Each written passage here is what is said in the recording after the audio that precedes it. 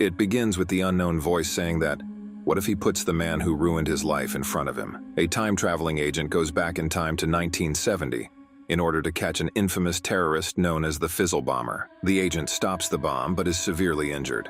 The Fizzle Bomber escapes and the agent travels into the future, to 1992, using a coordinate transformer field kit, a time machine disguised as a violin case, with the help of an unknown person. The agent's face was burned and he wakes up in a hospital where in front of him is written that, if at last you do succeed, never try again. The agent face was covered in white bandages. Mr. Miller and Mr. Miles came to agent and showed him the Blackmore Corsess and gave this honorable medal to the agent for his hard-working service in the organization. They informed the agent that his final order and final task will come shortly from higher-ups. Agent asked from them about the bomber and Mr. Miller told him that he don't needs to worry about the bomber because it's not his problem anymore. Mr. Miles told the agent to rest and heal quickly because his final mission is more critical than he thinks. Dr. Fujimoto done the plastic surgery of the temporal agent and told the agent that his face will look different from what he remembers, and agent have to recover well for his final mission. Dr. Fujimoto told the agent his vocal cord damages has reduced, but will not regrow exactly the same way. Agent, after seeing his plastered face, told the doctor that his face has changed so much even his mother will not recognize him anymore. Agent records his voice for his future self. He says that the order is finally came through today, and the time he will listen to this recording, 7 years will have passed. He says that his first mission is as important as the last because it is getting them closer to their destination. His future self is listening to this recording as he is getting ready to go to his final mission where Mr. Miles came and the agent take the oath to work up to rules and regulations set forth by TBR Code 7286. It is revealed that the agent works for a mysterious organization known as the Temporal Bureau that sends the so-called temporal agents through time to prevent major crimes. The Fizzle Bomber is the only criminal to elude them thus far. In March 1975, the Fizzle Bomber kills 11,000 people in New York City. He travels to the 1970s to work as a bartender in New York City. A male customer whose unmarried mother pen name is used for writing magazine confessional testimonials enters the bar to drink alcohol. Bartender told the people that it's been quiet in the city because people are staying home because of the big Fizzle Bomber. Unmarried mother told the bartender to tell him a joke and bartender told him that he is terrible at joke. Unmarried mother told his name to bartender. Bartender and unmarried mother talk about Fizzle Bomber after listening the news. An unmarried mother told him that he hates that name Fizzle. Cajoled by the bartender, the unmarried mother proceeds to tell a story that he considers remarkable. He was born in 1945, abandoned at birth, and placed in a Cleveland orphanage. Identified as a female, he is raised as Jane. He told the bartender that he was never got sick, so he never get to visit the hospital. Jane always envied the kids with parents. One day she saw the kid with her mother and tried to go near her, but a car stopped her and she breaks the lights of the car. Jane says that she wants to make sure that her kids have both mom and dad, and that why she always fights back. And she was smart too. Mr. Robertson came to Jane and told her about space astronauts in which she is interested. As a young woman, Jane later tries to join the Space Corps and excels in the recruitment tests. But Jane is disqualified when Space Corps doctors discover something about her physiology. Jane understands that they don't want the intelligent women. They want women to please themselves and other man. Testing went on months and she gets the highest marks in everything. One day she also fight there with Marcy when Marcy hit the Jane first. A guy named Robertson informs Jane that he will be in touch with her in case future opportunities present themselves. Jane could not rely on Robertson all the time. So support herself, she started working as a cheap servant in the family. There she discovered the confession stories. She works in a day and at night she take classes in school. One night she met with someone rich and handsome and he treated the Jane with kindness which she never experienced before. Jane fall in love with that man. One night he told her to wait for him, but he never came back and she never saw him again. At this point, Robertson meets Jane again.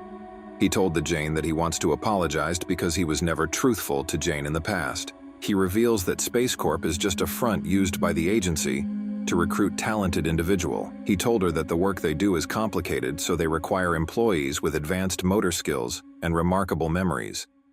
It's the job for the elites, which makes Jane thinks that she has a bright future ahead for her.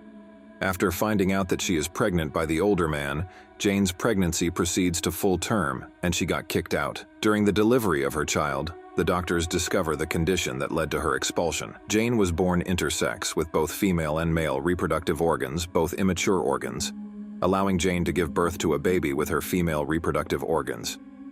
Without her consent, the physician forces Jane to undergo further procedures to remove her female sexual organs, irreparable after birth complications, thereby becoming a man named John. Jane holds her baby in her arms, and a nurse asked her about the name of the baby.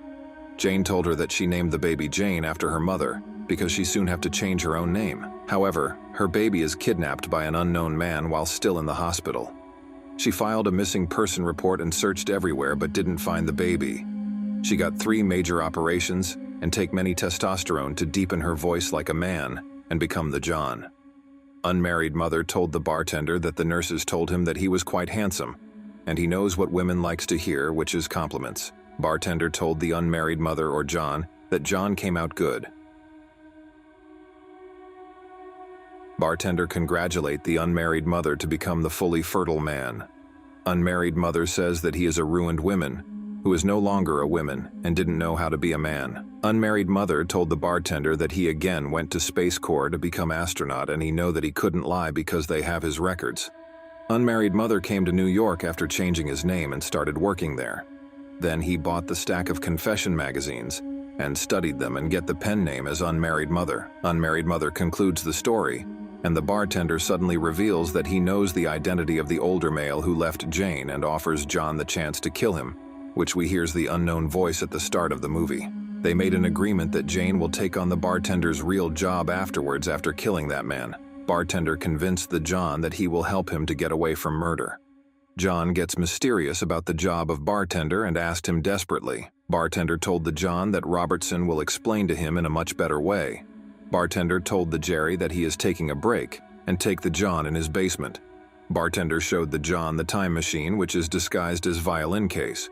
Bartender told the John that this is USFF Coordinates Transformer Field Kit, and it weighs 6 kilos fully charged. They both travel back in time to Cleveland, 1963, and the bartender gives John a gun to enact the killing. Bartender told the John that he worked in the temporal Bureau where John almost worker for. John asked about Robertson, and bartender told him that he is in 1985 in Bureau headquarters. However, John instead meets Jane, his younger female self, while the bartender/temporal agent uses his time machine to travel into the future, 1970, in his final attempt to catch the Fizzle bomber. However, the agent is knocked unconscious by the bomber. When the agent comes around, he goes back to the bomb location to see the first version of himself trying to defuse the bomb and getting injured in the process.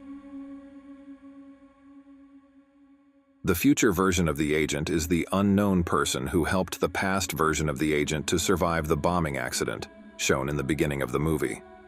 John has sex with his earlier self, Jane, and it is later shown that the bartender is the kidnapper of Jane's baby. The bartender then convinces John to abandon Jane and start working as a temporal agent at the Temporal Bureau. The bartender takes John from 1963 to 1985, where he enters the temporal agent program run by Robertson.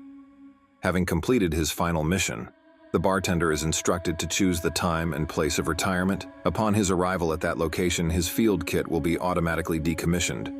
He chooses to retire in a New York City apartment around the time of the Fizzle bomber's March 1975 bombing. Before taking his final temporal trip, he receives an envelope from his supervisor, Robertson. Upon his arrival, the field kit displays an error message after it is decommissioned, meaning that the field kit did not decommission. However, the retired agent does not report the error and opens the envelope, which contains an instruction related to the March 1975 bombing. The agent eventually discovers that the Fizzle bomber is an older version of himself.